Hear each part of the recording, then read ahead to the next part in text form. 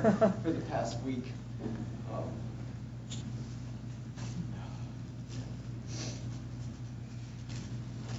I'd like to thank everybody for coming out to celebrate Landon's life.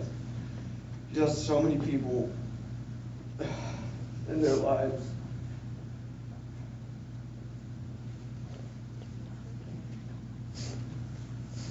He was my dad, and I was his son, and he told me that all the time. And he'd always say, "I love you." I go, "Yeah, yeah." And he knew exactly that I loved him too, you know. A lot of people have known him longer than I have, but in the short time that I've gotten to know him, we were closer than ever. To have known Landers is the biggest blessing and privilege anyone on this earth could have.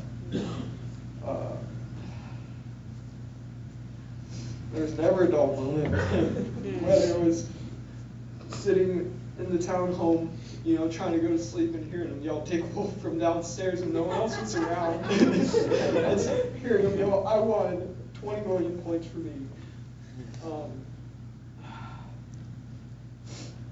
I had the privilege of living with Landers and Mark. They saved me. Landers taught me how to be an adult. I was heading down a really bad path, and he taught me how to be responsible and how to pay bills on time,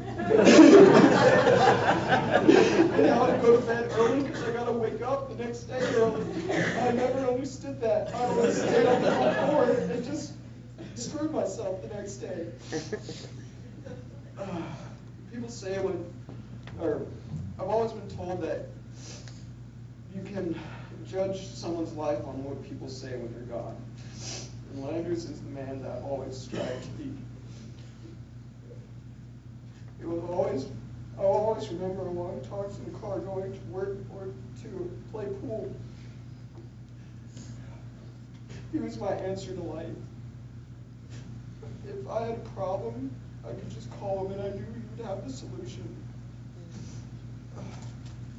So with him, I was never afraid. He was such a fighter.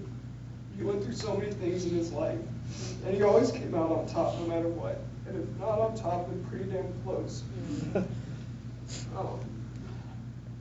He always told me, as long as Mark and the dogs are okay, and they have a roof over their head, then I'm happy. And that's how he was. He would give anything before he would take. I'm actually catching myself saying things he taught me. Landers will always live in our hearts, and there's nothing more beautiful than that. I'll miss his big smile he always had on. He could brighten up a room with just his smile. I remember that the Muppets movie came out, and he forced me, Jason Winston, and other people to go, as much as we didn't want to go.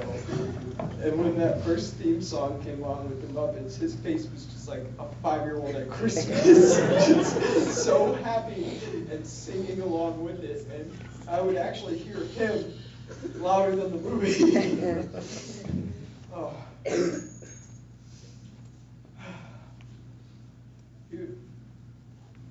Oh man.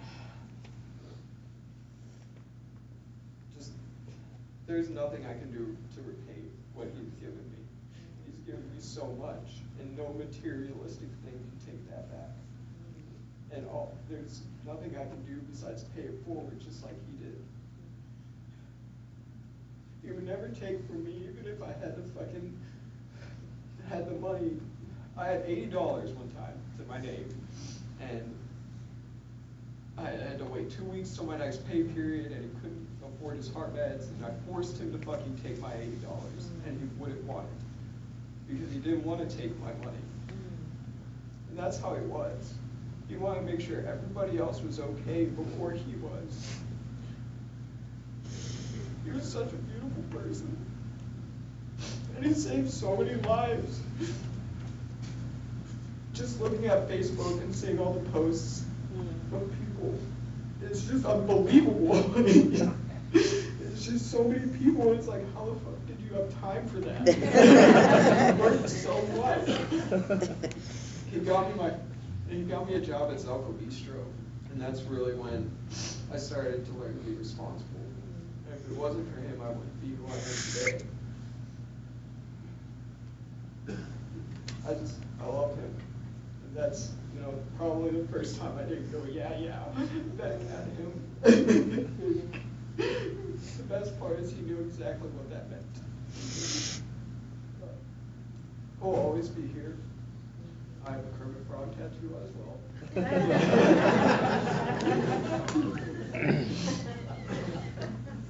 But there's just so much things I can say about him.